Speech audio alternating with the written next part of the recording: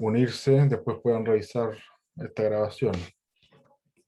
Yo habitualmente lo que hago es, además de publicar de, de publicar el video correspondiente, también subo estas grabaciones, cosa de que los puedan revisar ahí mismo.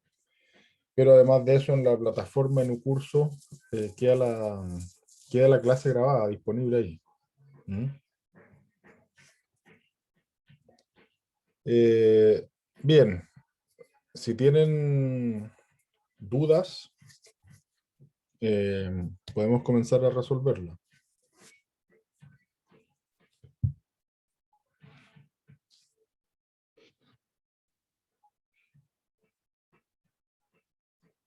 Lo escucho, las escucho. Bourdieu plantea que la burguesía tenía que como afirmarse a través del arte, porque ya no tenía que, em, ¿cómo era? Que en el caso del artista, esa es mi pregunta, el artista, ¿qué piensa Bourdieu del artista? ¿Cuál es su rol como creador? Claro.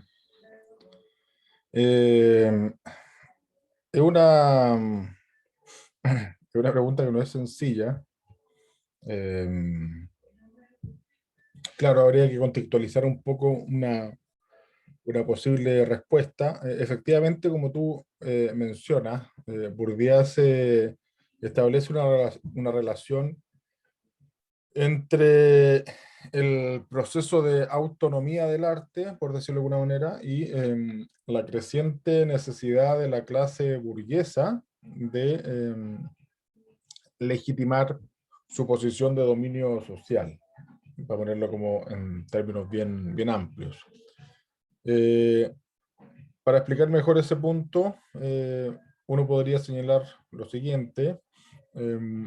Luego de la revolución técnica, ¿no es cierto? Hay una reestructuración social, emergen nuevas clases sociales. Marx dirá, emerge dentro de otras cosas el proletariado industrial. Y sube en la jerarquía social la burguesía, desplazando a la oligarquía y obviamente a la nobleza. Es decir, los burgueses como dueños de los aparatos de producción, eh, como dueños de las fábricas, se instalan en la cima de la jerarquía social. Entonces, adquieren ese poder que no es solo simbólico, sino que también es un poder fáctico que se traduce generalmente en términos políticos. Eh, Adquieren ese poder y lo que se necesita es eh, legitimar esa situación de dominio social de la burguesía. Lo que se requiere es legitimarla socialmente. Es decir, de manera en términos simples, hacer ver que su condición de clase dirigencial no está dada única y exclusivamente por el potencial al capital económico que manejan, sino que hay algo más. Y ese algo más, que no es solo la plata, puede ser entendido como el gusto. El gusto, entendido como buen gusto, entendido como una suerte de, comillas, educación estética que se liga al arte. Entonces, ¿qué es lo que dice Bourdieu? Los burgueses comienzan porque tienen las lucas para hacerlo, comienzan a contratar artistas. Y en ese proceso de la contratación de estos artistas, para, hacer, para hacerse sus propios retratos, digamos, eh, el arte comienza a adquirir cierta autonomía. ¿Autonomía en qué sentido? En el sentido de que ya hay una suerte como de dessecularización del arte. Antes los artistas solo servían o a los reyes o a los curas, aparecen los burgueses y empiezan a servirle a los burgueses. ¿Se entiende? Entonces, esa demanda de arte de esta burguesía que necesita legitimarse socialmente, también sirve como una suerte de revitalización del mercado del arte. Ahora, ¿qué es lo que piensa? eh, la otra parte de la pregunta era, si mal no recuerdo, ¿qué es lo que pensaría Bourdieu respecto de un artista? ¿Era algo así? Sí, respecto al rol del artista. Claro, es compleja la respuesta porque uno estaría tentado a decir que Bourdieu, al igual que a los intelectuales, Bourdieu le tiende a establecer o achacar cierta, cierta función social comprometida políticamente con la causa de transformar la realidad, para ponerlo en esos términos.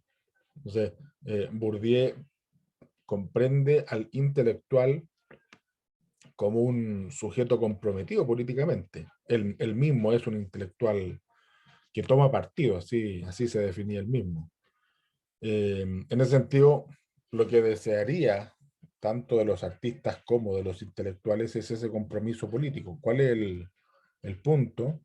Es que la mirada que tiene Bourdieu del arte no es, no es una mirada tan bien recibida, por ejemplo, por los propios artistas. Es decir, la sociología del arte burdiana tiene, dentro de otras cosas, esa característica bastante marcada, que no es un discurso que le agrade a los artistas, precisamente porque lo que está en su propuesta es, en esta suerte de analítica hacia el campo de producción cultural, lo que está en su propuesta es desartistificar la visión que los sujetos que no son artistas tienen sobre el arte.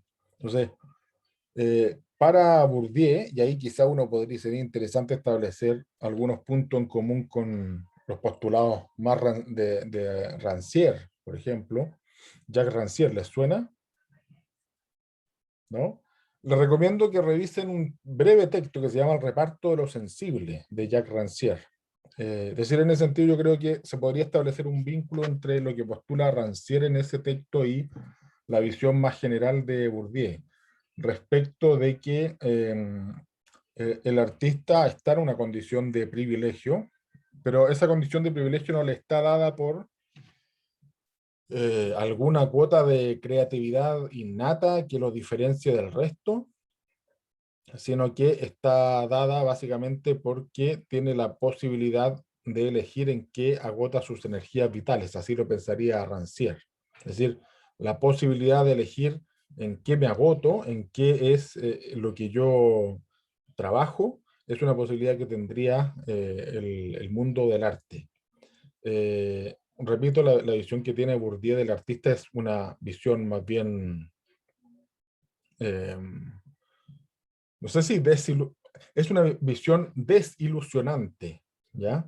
No en el sentido de pesimismo, sino que a lo que apunta Bourdieu es precisamente a romper la ilusión que envuelve al artista. Y esa ilusión está dada, por ejemplo, por la idea de que los artistas que más éxito tienen son los que disponen de más talento. Eh, Eso sería algo que Bourdieu efectivamente pondría total y absolutamente en cuestión. Creo que en el siguiente video que les voy a publicar hoy día eh, se trata precisamente de esta cuestión. ¿Cómo, cómo funciona el campo del arte? Esa es la pregunta de Bourdieu. Lo que le interesa a Bourdieu no es realizar una definición de lo que es el arte, no le interesa definir lo que es el arte, tampoco le interesa definir qué es un artista. El interés y el objetivo de Bourdieu es explicar de la manera más clara posible cómo funciona este espacio de producción cultural que damos en llamar arte. No sé si una respuesta suficientemente satisfactoria, pero yo creo que a medida que vamos avanzando con los videos, se van a ir dilucidando un poco más las posturas desde Bourdieu hacia el campo del arte. ¿Mm? ¿Se entendió? Sí, profe. Sí. Ya, perfecto.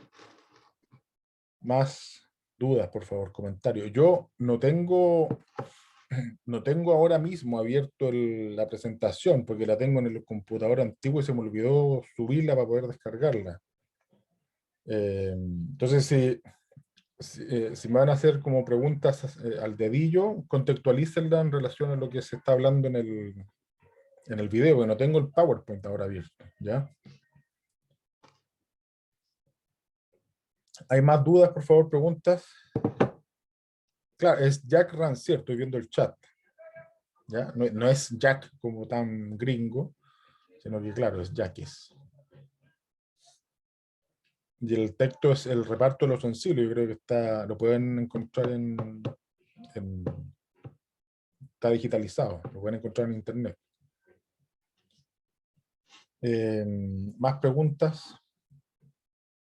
Ese primer video había quedado mal grabado, pero si lo escuchaban con audífono, ahí se solucionaba el punto, ¿ya? Y había quedado muy bajo el volumen. Profe, a mí me Sí, salió una duda. diga. ¿Por qué se le da tanta como importancia a la consagración, como de parte de los pares o de una autoridad? Y si eso como que todavía sigue como implícitamente o no tanto como antes, porque tal vez no ha cambiado tanto. Yo la impresión que tengo, y de ahí es que cada año recurro a conversar sobre Bourdieu, es que la forma en que tiene este tipo de entender el campo del arte, a pesar de que son teorías que cobraron mayor vigencia, qué sé yo, en los 80, incluso en los 90, yo creo que una cuestión que todavía está bien presente, ¿ya? Está bien presente porque, por decirlo de alguna manera, la llegada a la consagración, ese camino a la consagración, pensado desde un punto de vista burdiano, tiene que ver también con la existencia de este sujeto en vías de ser un artista, y tiene que ver con su existencia dentro del campo del arte, ¿ya? La consagración es, por decirlo de alguna manera, la meta. Imagino que a todos ustedes, dado que se dedican al arte, les encantaría o no les vendría mal en algún momento de sus vidas, ojalá que mucho más temprano que tarde, llegar a ser reconocidos y poder vivir de esto que eligieron. O sea, yo personalmente no encuentro absolutamente nada de malo en eso.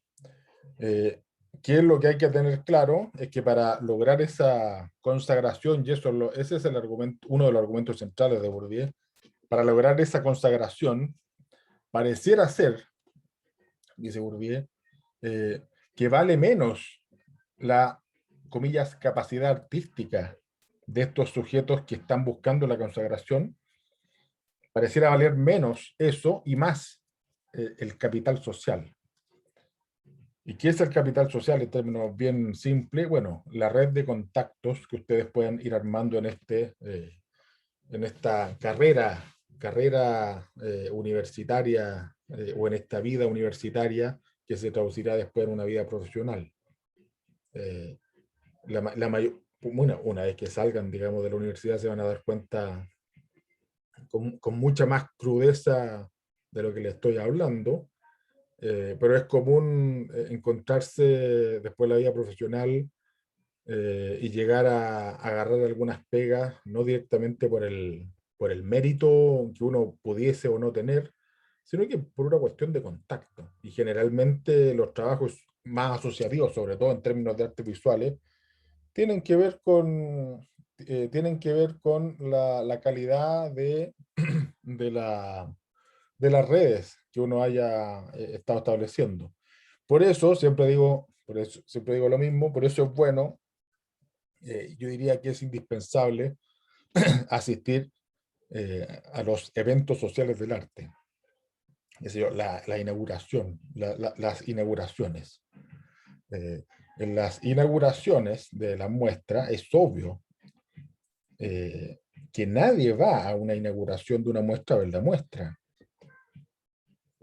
Aparte que se puede ver muy poco cuando hay una inauguración y efectivamente va harta gente. Es poca el tiempo y el espacio que uno tiene de ver efectivamente las obras.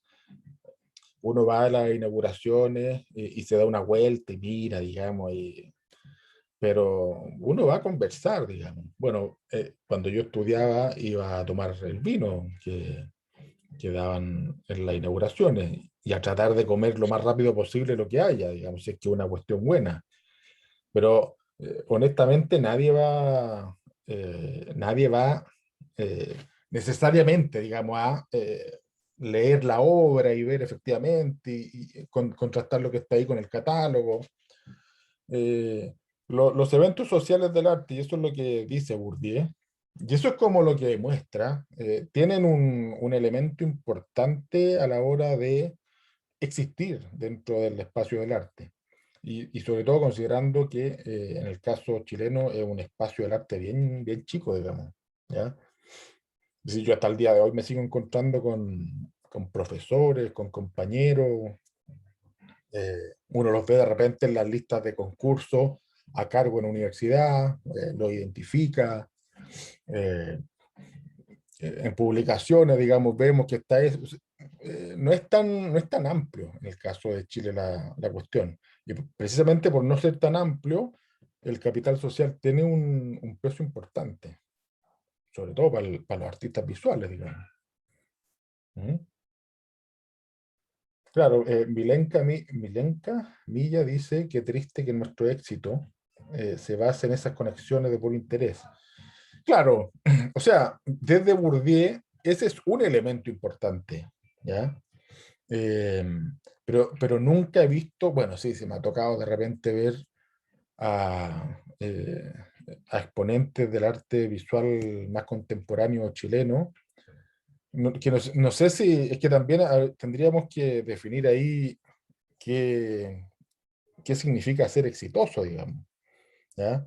Porque hay gente que vende muy bien sus obras y que tiene efectivamente buenas redes de contacto, pero no digamos que son las producciones más interesantes. Imagino que a esta altura de sus carreras todos saben a lo que me refiero, digamos.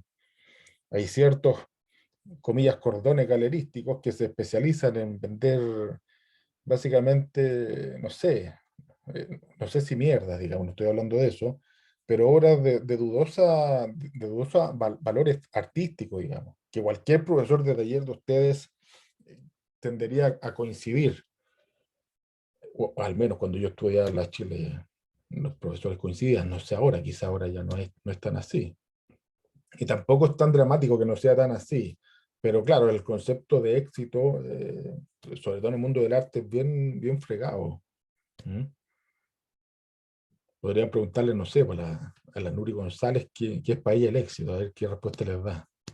O al Gonzalo Díaz. ¿Ah? Hola, profe. Hola, ¿cómo te va? Bien, gracias a usted. Afortunadamente bien. Con el desastre que está en Chile, afortunadamente bien. Mm. Dime. Nada, estaba saludándolo. Ah, Que llegué recién. ya, Atrasado. ya, Me estaba acusando. ya, está bien. Pero aquí no va a tener ninguna sanción.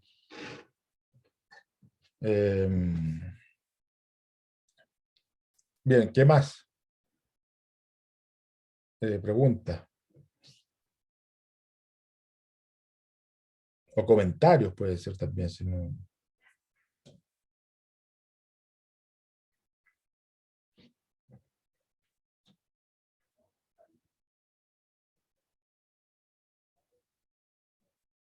Ustedes me habían dicho que no habían revisado antes a Bourdieu, ¿verdad? Ya, A mí se me confunde Baudelaire con Bourdieu. ya. Sí. ¿No lo vimos en primero? No estoy segura. ¿O será Baudelaire? No, sí vimos a Bourdieu y a Rancière igual, pero claro, no me acuerdo de nada, pero sí vimos a ellos. Habían textos de ellos. Sí, los dos textos Eh, más famosos, bueno, yo creo que son todos como bien famosos, pero los dos textos más recurrentes de Bourdieu son La distinción y Las reglas del arte. Yo les dejé una selección de páginas, si no me equivoco, en un curso de La distinción. ¿Han revisado eso? eso no entendí si era la página de PDF o la página que salía en el texto. No, tiene que ser la página del texto, porque ese es está escaneado del libro, si no me equivoco, ¿no? Entonces, claro, la selección son las páginas que están, tienen que guiarse por la página que sale escaneada, no con no con Ya. la que le asigna el lector del PDF. Bueno, pero también ahí se van a dar cuenta, si les pongo, no sé, la página 45 y resulta que van a la página 45 y no hay ningún título que inicie ningún apartado, tiene que ser el otro orden, digamos. ¿Mm? Otra duda que me salió era que en un punto hacía la diferencia en el texto, hacía la diferencia entre el campo artístico y el literario, pero no entendí mucho Sí, lo que pasa es que qué pasa. sí, lo que pasa es que el texto de Bourdieu, en rigor, Las reglas del arte, tiene un subtítulo. Y ese subtítulo es Génesis y estructura del campo literario. ¿Ya? La analítica que despliega Bourdieu es en torno al campo literario francés. ¿Ya? Sin embargo, y eso es algo que se hace frecuentemente, no estoy inventando la rueda ni mucho menos, sin ir más lejos, un sujeto también reconocido dentro del ámbito latinoamericano como Néstor García Canclini, a lo mejor ese sí lo han escuchado, ¿o no? Bueno, Néstor García Canclini es uno de los buenos lectores de Bourdieu. Y lo que hace Néstor García Canclini es aplicar la metodología o el análisis sociológico bourdiano al campo de las manifestaciones artísticas. Es decir, la mecánica de análisis de Bourdieu se puede pasar sin mayores problemas al campo del arte. Y no es casual que sea el mismo Bourdieu el que le dé también tanta importancia a lo que pasa en el ámbito de las artes visuales, en conjunto con la literatura, ¿ya?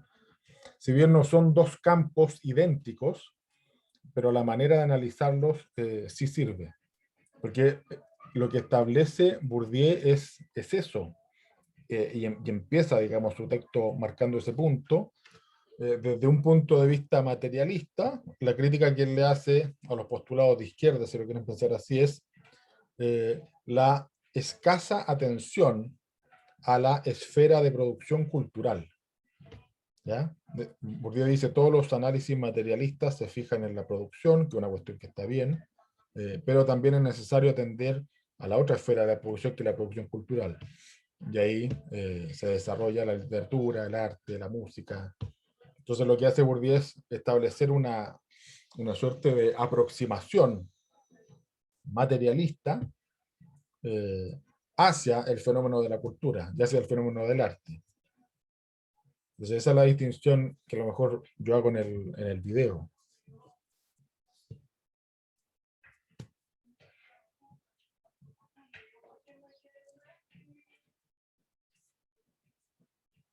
¿Hay más preguntas?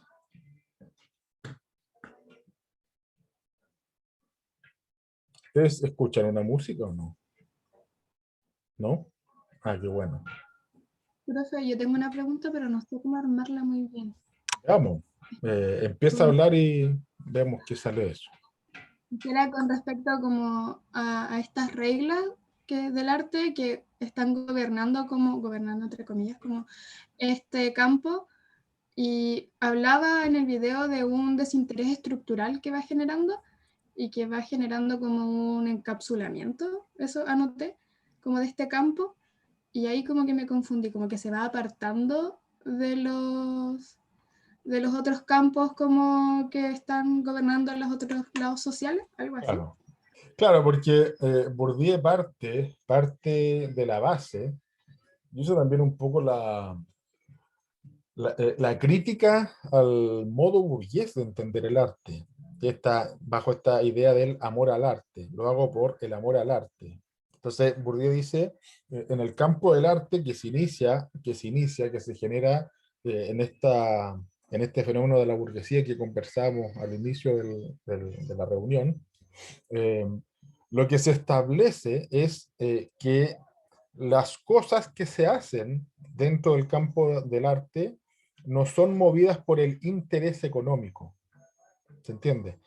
Son otras las cosas que movilizan las acciones dentro del campo del arte. Entonces, desde Bourdieu habría en el campo de producción cultural una suerte de desinterés estructural por los intereses que gobiernan otros campos de producción, como por ejemplo el campo de la economía. ¿Se entiende? Se supone que el valor que prima en el campo del arte es el valor artístico. Que el valor artístico tiene una relación directa, es decir, ¿cómo puedo saber yo si algo vale artísticamente o no? Desde una perspectiva estética. Cuando hablamos de estética, dirá Bourdieu, no estamos hablando de cuestiones que son fijas, ¿se entiende? Estamos hablando, pensándolo a la usanza burguesa, estamos hablando de buen o mal gusto, ¿se entiende? Entonces, ¿qué es lo que dice Bourdieu? ¿Cómo diablos podemos definir qué es buen gusto y qué es mal gusto? Entonces, ¿qué es lo que hace Bourdieu? Lo que hace Bourdieu es presentar que esa dicotomía entre buen gusto, mal gusto, entre eh, arte noble y arte popular, son dicotomías que no son naturales, sino que es producto de una construcción artificial en la que se involucran fuerzas o presiones que son sociales. Después uno verá en el argumento de Bourdieu que esas presiones, ¿qué es lo que define el buen gusto? Está ligado a una posición de clase particular. Una clase social particular, dice Bourdieu, es aquella que define lo que es el buen gusto y el buen arte. Y esa clase social particular, que es la clase acomodada, al definir lo que es buen gusto y al definir lo que es buen arte, establece, por decirlo de alguna manera, el valor estructural que va a regir el funcionamiento del campo del arte. Para Bourdieu, por ejemplo, eh, eh, pensar en un arte popular no sería del todo acertado. No sería del todo acertado porque la división previa entre arte noble y arte popular ha sido establecida por una clase dominante. Es decir, la función de las producciones culturales del pueblo, por decirlo de alguna manera, tienen que definirse por el pueblo. ¿Se entiende? No por la clase dominante. Entonces, de esa manera, Bourdieu empieza a articular como esta suerte de sospecha. Yo lo pienso así, empieza a articular una sospecha en torno a los lugares comunes del arte. El amor al arte, el arte no tiene precio. Eh, quienes triunfan en el campo del arte son los más exitosos, son los artistas que tienen el don, por ejemplo. No recuerdo si en el video que vieron ustedes aparece el problema del don y del genio artístico, no lo recuerdo. ¿Sí? Ya, está ligado precisamente a eso. ¿Mm? Entonces, la función de Bourdieu tiene que ver con, podríamos decirlo así, desnaturalizar o realizar una acción de desmontaje.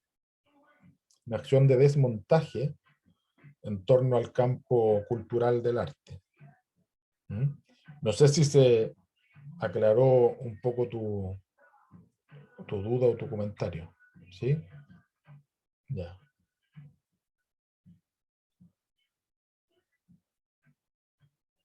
¿Alguien más? Profe, ¿Sí? yo no he leído los textos, la verdad, pero con lo que está hablando y lo último que dijo sobre el desmontaje en torno al campo cultural del arte, ¿en qué sentido lo dice? Eh, lo digo, ¿Económico? no necesariamente, lo digo en el sentido de, no existe la palabra, pero viendo los videos y después leyendo los textos, imagino que les podrá hacer sentido. Lo que hace Bourdieu es, lo que realiza es un intento por desficcionalizar el campo del arte. O, mejor dicho, esta palabra sí existe y es más acertada, desmitificar el campo del arte. Es decir, desmontar mitos que por estar tan establecidos no comparecen como mitos para los propios artistas y para todos, dirá Bourdieu, los agentes del campo del arte. Eh, desmontar, desestructurar creencias o lugares comunes que por el hecho de estar tan establecidos, bueno, desaparecieron como lo que son, pues, como ficciones o como creencias. ¿Se entiende? Entonces, haríamos bien en pensar a Bourdieu como un descreído del campo del arte.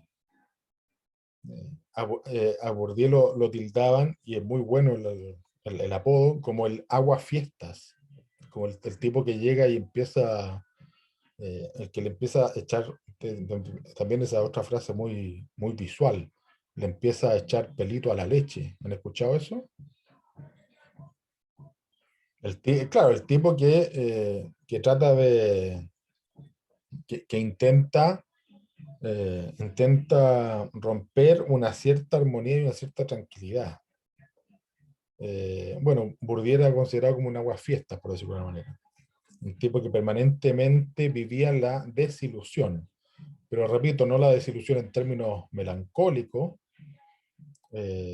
sino que entendiendo que luego de toda desilusión, lo que emerge es la verdad. ¿Ya? Como que se cuestionaba todo. Claro, se cuestionaba todo, más que cuestionarse todo, lo que hace es hacer visible aquello que de tan usual se había invisibilizado, ¿ya? Y eso era, por ejemplo, lo que mencionábamos hace un rato, que esta distinción entre alta cultura y baja cultura, o arte noble y arte popular, no es una división natural, sino que es producto de un artificio que responde a determinados intereses de clase, así lo pensará Bourdieu. Es decir, para poner en términos más simples, es la clase alta la que establece lo que es su cultura como alta cultura y, y quienes diferencian a la cultura popular de aquella. Pero esa distinción entre alta y baja no es una distinción universal ni natural, sino que es una distinción producto de una clase dominante. ¿Se entiende? Hay que tener claro que Bourdieu viene de una tradición marxista o neomarxista, también lo pueden encontrar así. ¿Se entiende un poco mejor ahora?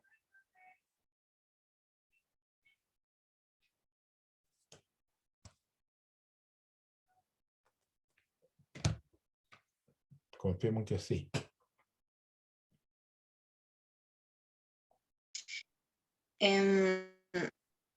Entendí bien como lo que es nomos, pero ilusio como que todavía me cuesta un poco. Claro, Me sí. quedo medio- Ilusio es la fuerza capaz de cohesionar a los agentes en el campo. La ilusio está muy ligado y suena muy parecido al concepto de ilusión. Tiene que ver un poco con eso. Es decir, la ilusio en el campo del arte es, por ejemplo, la fe. Bourdieu lo pone en términos religiosos incluso. Es decir, el campo del arte no es tan distante al campo religioso.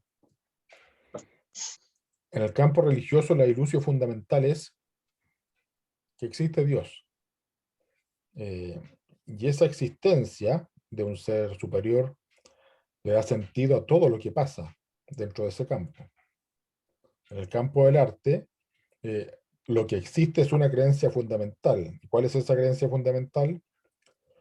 Tener la fe respecto de que el arte sirve para algo, por ejemplo. O tener la fe y la ilusión de que en el arte suceden cosas importantes. Bourdieu lo que está diciendo es, esa creencia fundamental, es decir, creer de que en el arte suceden cosas importantes y profundas y relevantes, es lo que mantiene unido a todo el campo del arte. ¿Y quiénes son los que participan en el campo del arte? Bueno, ustedes, artistas en formación, artistas consagrados, profesores, críticos de arte, eh, dueños de galerías, ¿se entiende?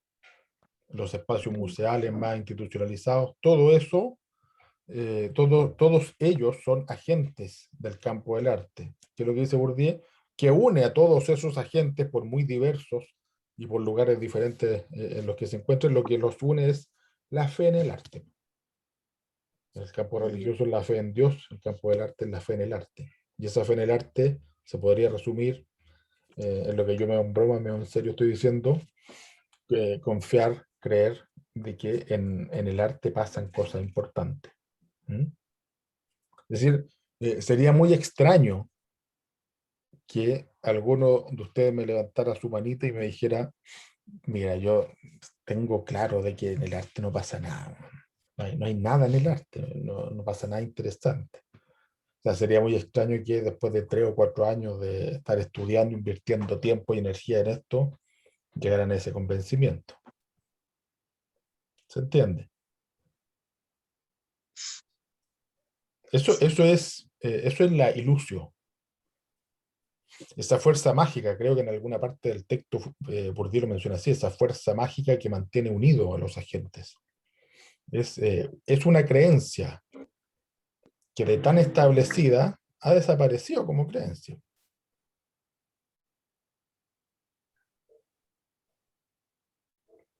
¿Se entiende?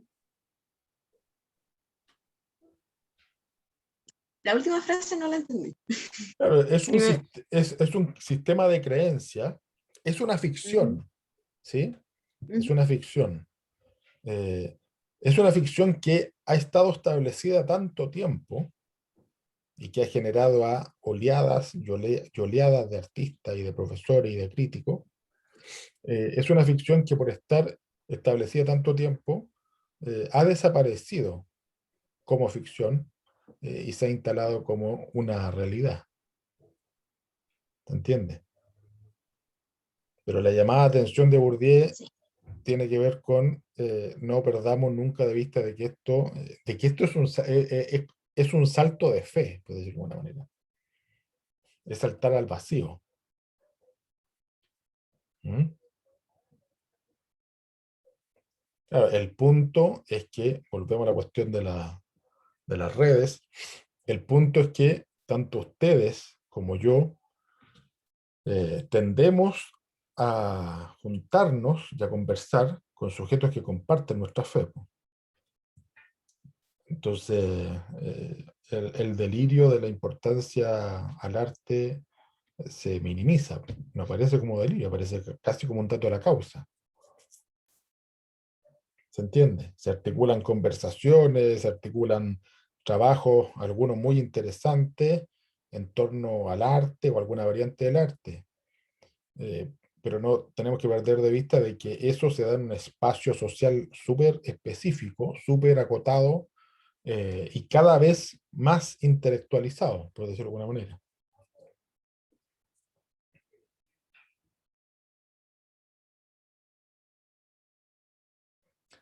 Quien entendía esto de manera notable era Machuca, Guillermo Machuca.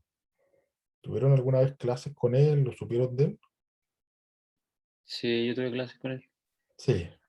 Machuca tenía, aun cuando Guillermo siempre tuvo una reticencia feroz a cualquier proceso de intelectualización en el arte, Machuca lo tenía totalmente claro respecto de cómo se movían las cosas en el campo del arte.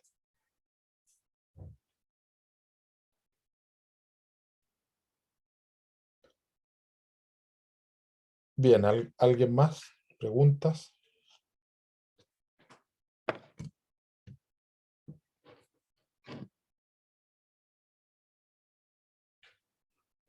Las conversaciones de los días viernes van a ser esto, básicamente, resolución de dudas, qué sé yo, comentarios. ¿Mm? Entonces, por eso resulta fundamental y aconsejable para ustedes que cada semana revisen el videíto que voy a estar subiendo y que lean los textos también. ¿Cuándo va a subir el próximo video? Ahora, termino esto. No sé si ahora mismo no, porque tengo que cortar porque mi señora tiene que hacer clase. Entonces, pero durante la tarde lo subo. Hoy día queda arriba.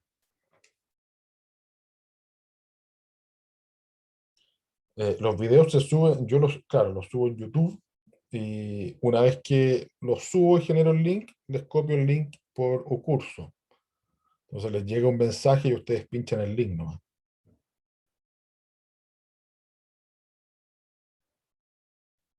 Claro, encontraron el canal porque yo logré dejar en privado el resto de videos, porque si no, podrían haberse visto todos los videos y el show termina anticipadamente. Hay que tratar de dosificar el espectáculo. Yo estoy a Tanta fe, punto. ¿Ah? tanta fe nos tiene. No, fe no. Es que conozco a los estudiantes de la Chile, sobre todo. Llevo algunos años haciendo clase acá, entonces, bueno, y yo también estudié ahí, así que sé cómo son las cosas.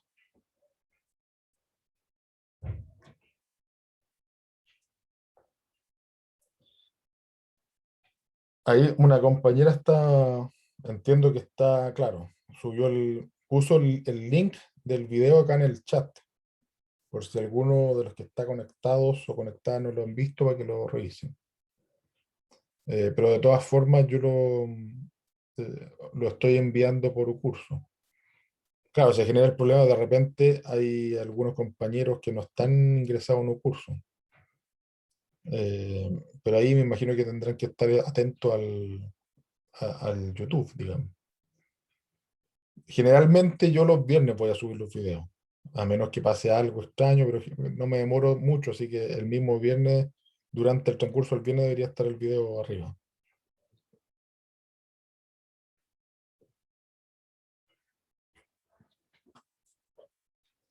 Eh, ¿Cómo le ha ido con los otros cursos? ¿Bien o no? Taller, me imagino que debe ser complejo hacer un taller en estas condiciones, pues. Y así como están las cosas, no, yo no sé cuándo se podrá volver a la escuela. Dicen que el segundo semestre, pero no se sabe. Sí, el año pasado decían que el primer semestre. Nadie se esperaba que estuviese esta cagada, digamos, en términos sanitarios. Algunos la veían venir, pero yo no sé si de esta manera. Algo realmente, no sé, que es catastrófico. Sí, de hecho, según yo, está como un poquito más brutal que la primera Sí, ola, no, se supone. totalmente. O Comillas. sea, yo creo totalmente, porque yo de repente salgo muy poco, pero de repente tengo que ir a dejar a mi hijo donde mis suegros para poder trabajar, y la gente en la calle anda, pero, o sea, nada, no hay cuarentena, no hay nada. Y aparte que no hay Paco, entonces, como, no es algo bien brutal. No, yo lo digo como lo peligroso de la enfermedad esa, porque No, mi tía claro. es paramédico y como tiene que trabajar ahí con la gente, me cuenta los casos. Ahora personas que conozco sí se infectaron, porque la primera vez no conocía a nadie, ahora sí, muy cercanos y una lata, Es una que lata. claro, claro, por eso lo decía, porque yo de repente veo en las calles que es como si no pasara nada, así es la cuestión. O sea, yo entiendo que haya gente que decida eh, no ver tele y todo eso, pero no podía, digamos, no saber qué crees que está pasando. Me resultaría muy extraño eso. Y yo sí, concuerdo contigo, creo que en términos sanitarios de verdad es una cuestión bien alarmante. O sea, yo ni por asomo querría infectarme de esa mierda. Y ojalá que así no pase. Entonces, en ese sentido yo veo muy difícil el asunto de retomar clases. En otra universidad también se tenía pensado que iban a volver el primer semestre. Salieron las cuarentenas y no hay nada, digamos. Y si vuelven a los talleres, más encima que ustedes son secciones, son cursos numerosos, que van a tener que estar en un taller con 5 personas, 6 personas. Eh, bueno, sí, yo creo que está muy complicado volver como en presencial. Y una lata igual, pues una lata para todo.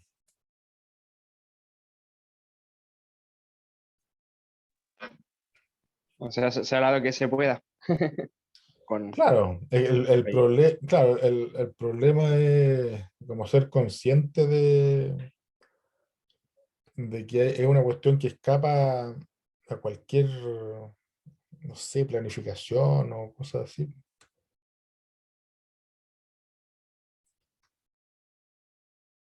Lo bueno, claro, lo bueno es que como no tenemos campo laboral, todo igual. Bueno, sí, eso es más complicado aún.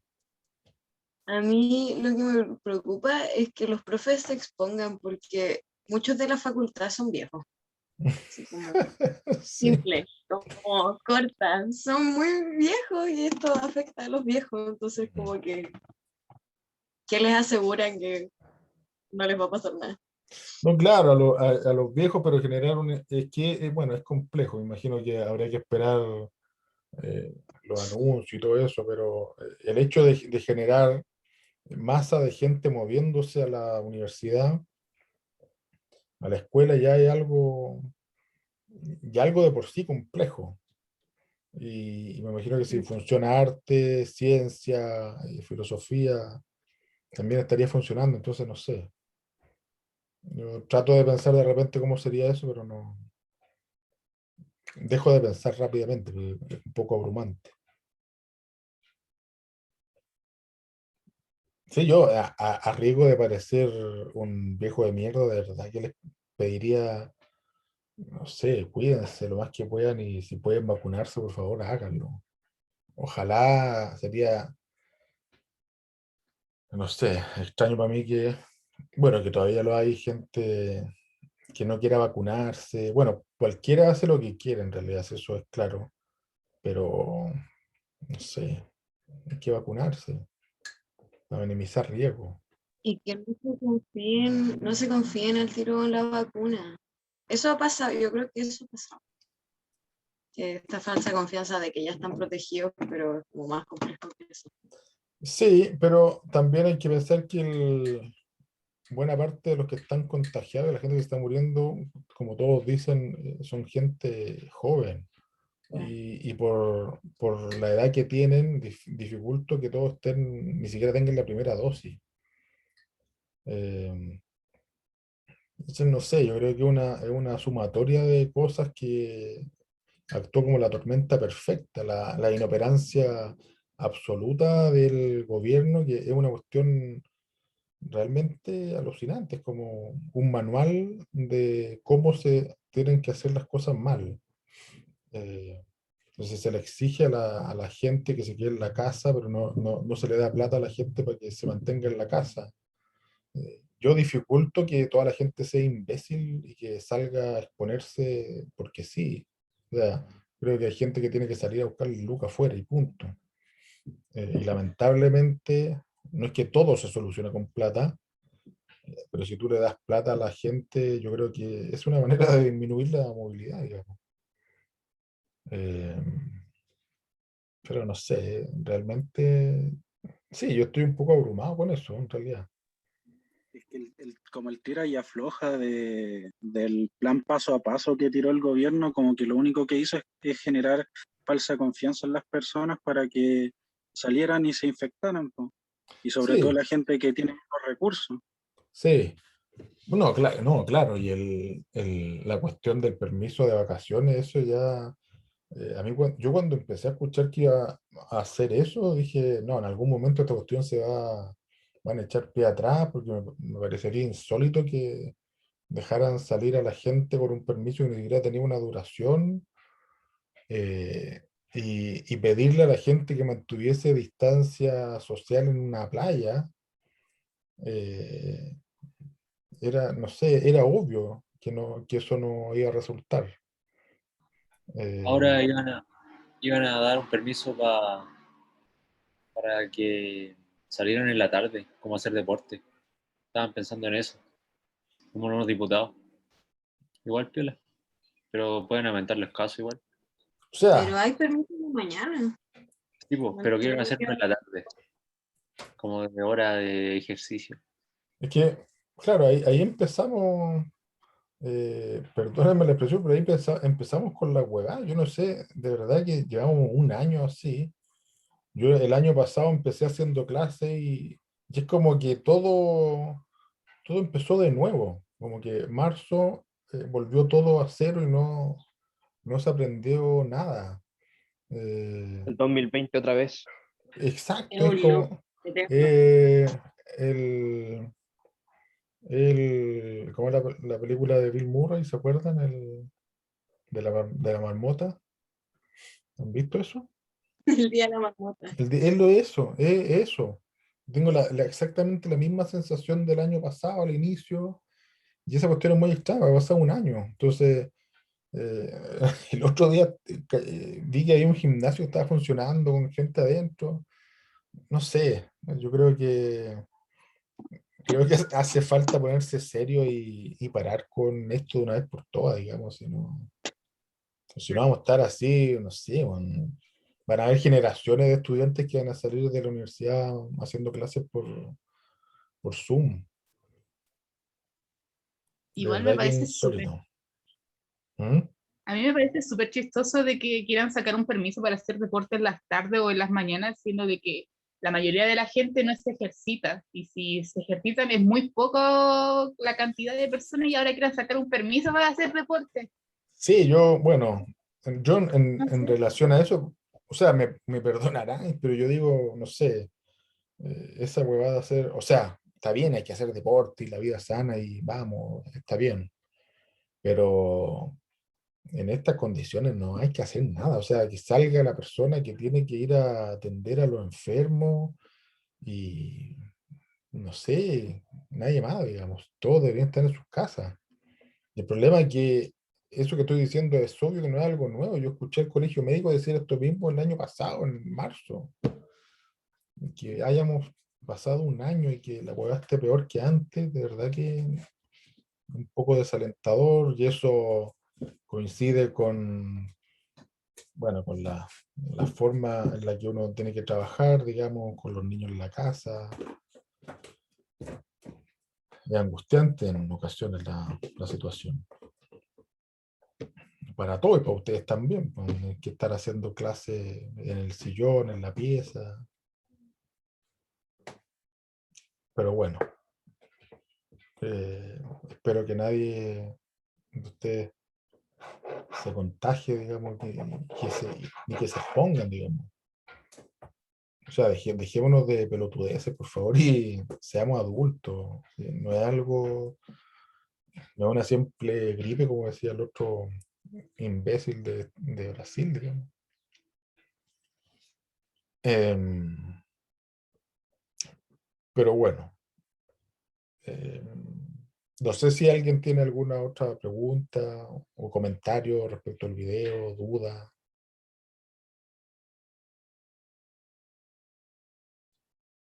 ¿No? Mira, si no hay preguntas ni comentarios, podemos dejarlo hasta acá, no hay problema. Y si se les genera alguna duda respecto del video, siempre pueden escribirme un mail. No aseguro contestar al minuto, digamos, pero qué sé yo, les podría contestar en la noche o el otro día en la mañana, ¿ya? Todos tienen el mail, bueno, están en un curso y ahí me pueden escribir. Bien, si no hay más dudas ni comentarios, dejémoslo hasta acá. ¿Mm? Chao, profe, que esté bien. Chao. Cuídense, por Profe, favor, chao. usen la mascarilla y usen la mascarilla como se debe, digamos. Y todavía hay pelotudos que lo ocupan de, no sé, tapapera. Eh, Sí. Ujú. sí, o sea, Ya. tómenselo en serio, ya. Chao. Chao, que estén bien. Que vaya bien, profe. Ah. Todos Chao, que estén también. bien, cuídense. Adiós.